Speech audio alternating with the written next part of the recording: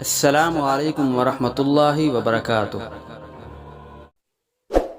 بسم اللہ الرحمن الرحیم۔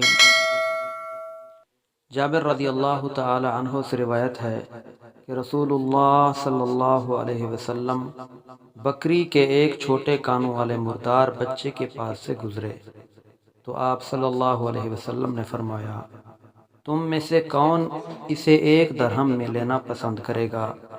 صحابہ نے عرض کیا، ہم تو اسے کسی معمولی چیز کے بدلے میں لینا بھی پسند نہیں کرتے۔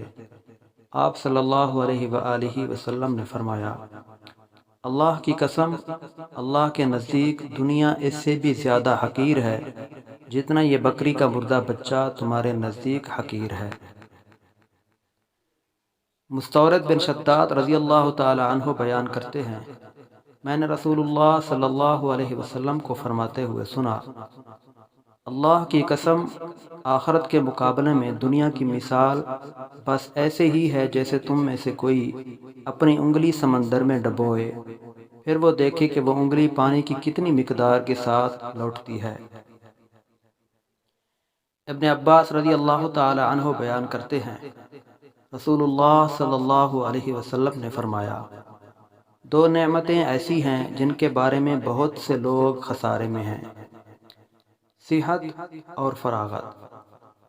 دوستو، اللہ تعالیٰ سے دعا ہے کہ اللہ تعالیٰ ہمیں ان احادیث مبارکہ پر عمل کرنے کی توفیق عطا فرمائے، آمین۔